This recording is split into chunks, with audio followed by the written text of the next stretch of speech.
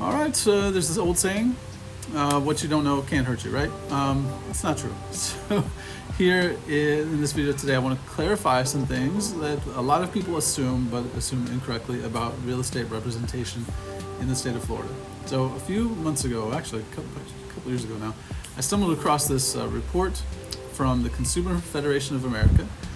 It's right down here, that's why my eyes are going this way. It's titled, "Does Transaction Brokerage in Florida Serve the Interest of Buyers and Sellers?"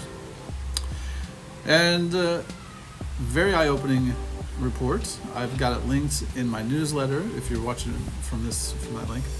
If you want a copy of it, send a request, I'll send it to you, or you can Google it. At any rate, there are a lot of assumptions made by home buyers and home sellers when it comes to representation of their agents.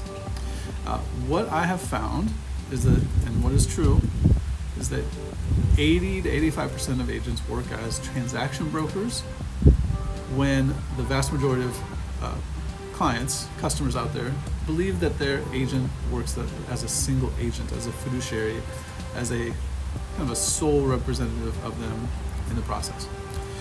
And this is unfortunate because it's not true.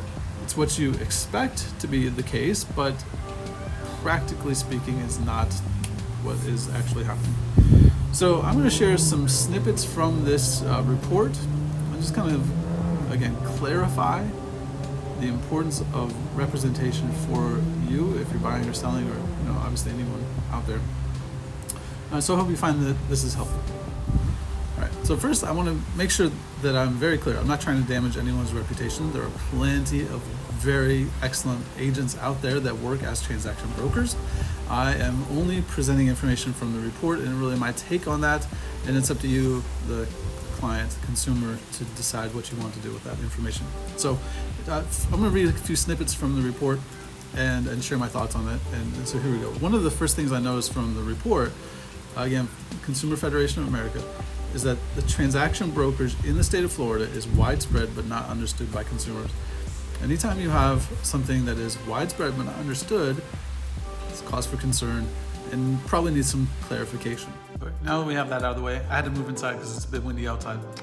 There are two main forms of representation in Florida between agents and buyers and sellers. One is transaction brokerage, the other is single agency.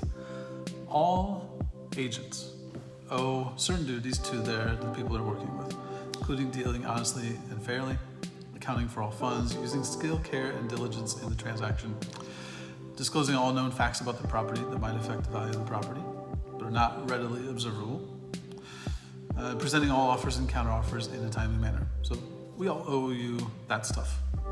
Across the board, no questions about that. What single agents offer to their clients above and beyond that is loyalty, complete confidentiality, obedience, and full disclosure. So that takes the relationship from client with customer with a transaction broker to client with a single agent. I don't know about you. If I'm working with someone to make a really big purchase, like a home, really big sale like a home, I want someone who's going to work on my behalf and in my best interest, which is the definition of single agency. Here's the kicker.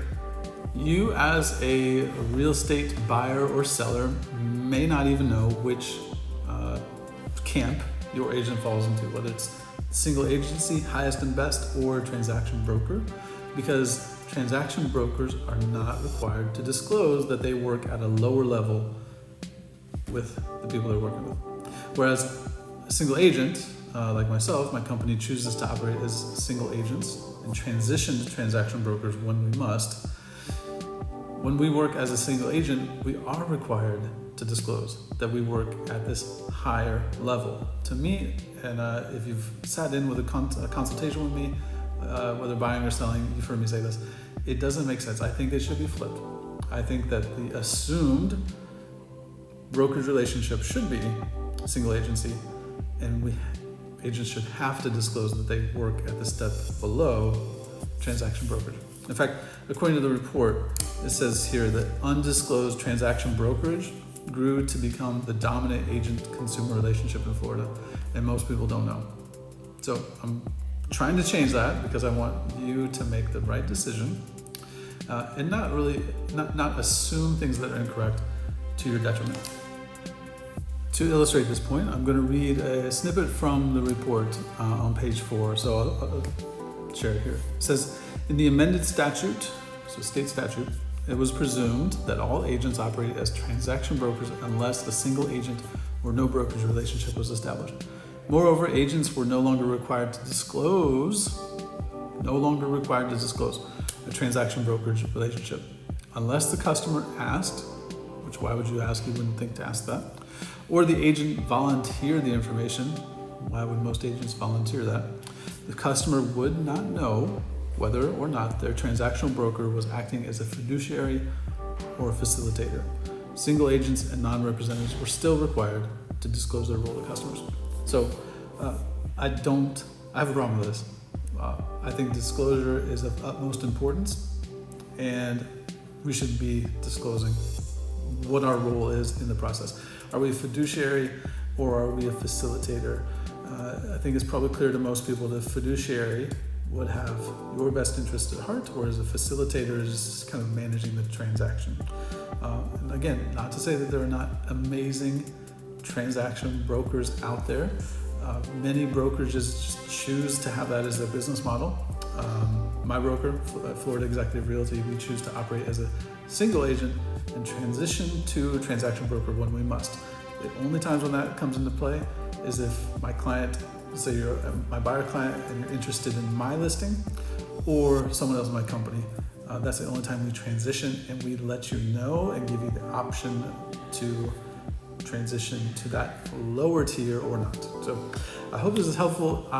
If you're following from the newsletter, I've linked it, and I'll try to link it on YouTube as well. If you have any questions about this, please ask. If you're talking to agents to help you through the process, please make sure that you ask them if they are a transaction broker or a single agent. A single agent is the one you want, in my opinion. Do with that what you will. Hope you have a great day.